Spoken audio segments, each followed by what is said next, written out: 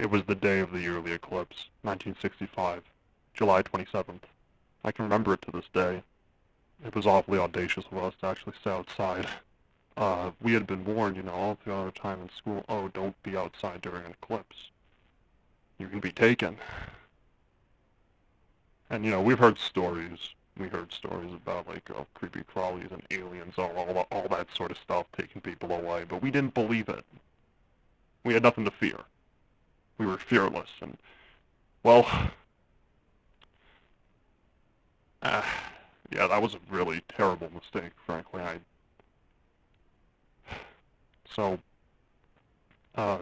Essentially,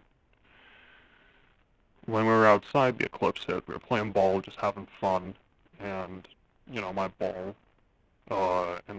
my ball, it got stuck in a bush, because we were throwing it around, and it got really far. So we tried to retrieve it, right? And we went into the bushes, and it hit. And we heard all those noises that we're told about, be aware of them, right? But we didn't really listen. We didn't know any better, frankly. I don't know if we were expected to. Yeah, we had been taught it, but you tell a kid to do something, and they just don't do it. I know sometimes it's hard to make it through a day. Troubles will always creep behind you, try to get in your way.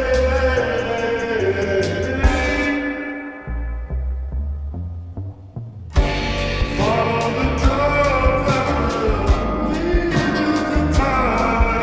Will fall into place that you know you'll find. Sometimes we long to step back and watch the love evolve. What's the use in watching?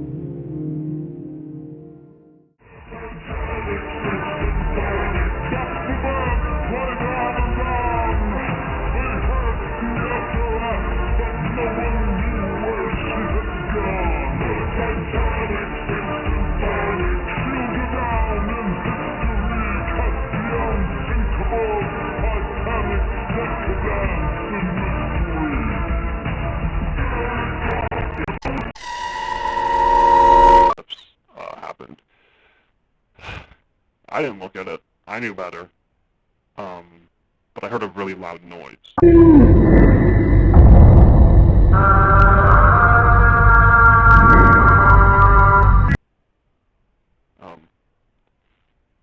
Yeah, it was really, really loud.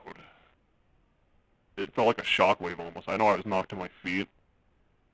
But when I looked up, there was this being. It was almost made of light, it looked like. Terrifying. Absolutely terrifying creature. Something that I've never seen something so grotesque, plus being so simplistic in my life. Nothing can recreate the dread and horror I felt. But you know what I noticed? This was the scary part. This is the part everyone talks about in the news. I noticed John was looking at the eclipse. No goggles on, no glasses, none of that. He was just looking at it with his eyes. I was, shocked, but I was like, oh god, his vision's gonna go. I think there was a bigger problem at hand, but I wasn't thinking right. I don't think either of us were. So I had gone over.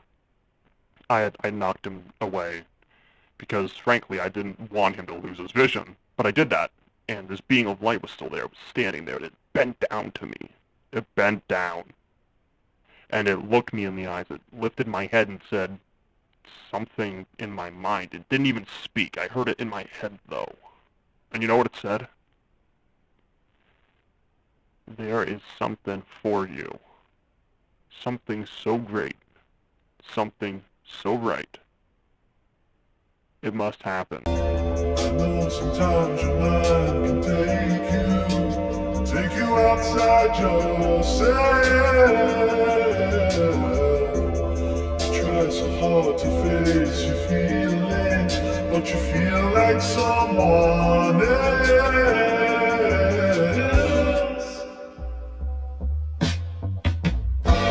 Break down the walls that will leave you behind. Show yourself to the world, and the truth will be kind. Sometimes you long to step back and watch the world revolve. What's the use in watching if all you've done is given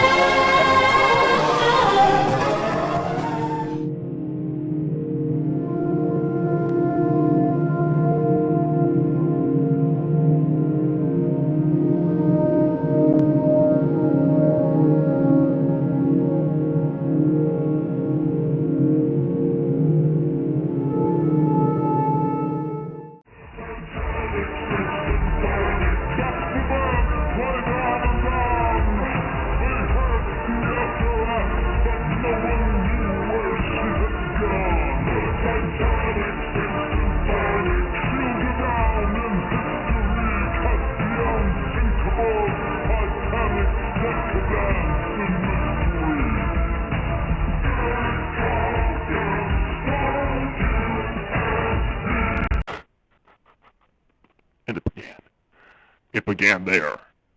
That's when it came to me. The vision of a man, and I looked at this thing, and I understood. I knew what had to be done. I looked at my brother, and he was in shock. He surely couldn't see. Again, he looked at the eclipse. I looked back to this creature. I didn't even turn my head, really. I moved my eyes, like, in the socket. It couldn't stop me from doing that. And I looked back, and the imagery, I was intrigued. I never thought of something so clever before. Well, I couldn't say I thought of it, but it came from me. And I looked into it, and it covered my ears and emitted this sound. This sound.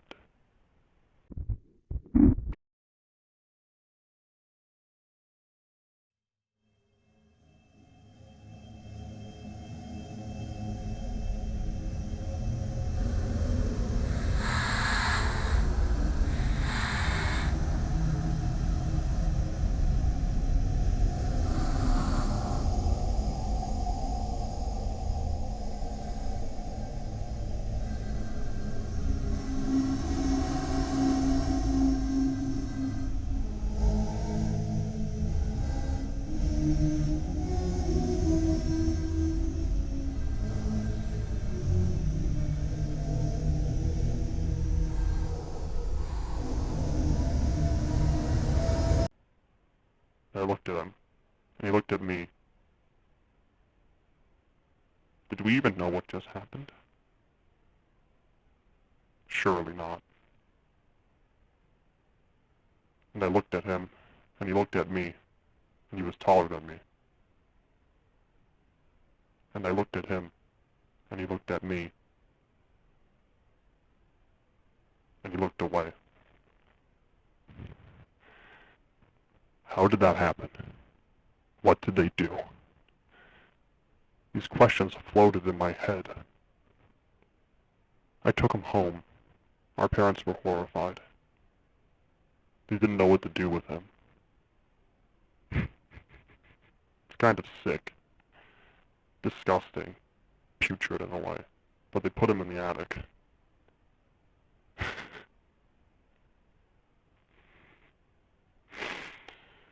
My brother. In the attic. No longer with family. He wasn't violent. But he definitely was not himself. And I think nobody was comfortable with that. Not even myself.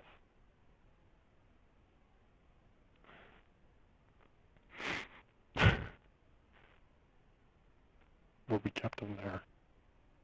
And eventually he changed fully. The man. And I knew what I had to do. I knew what I had to do. Because it was him all along. So I immortalized him in my cartoon.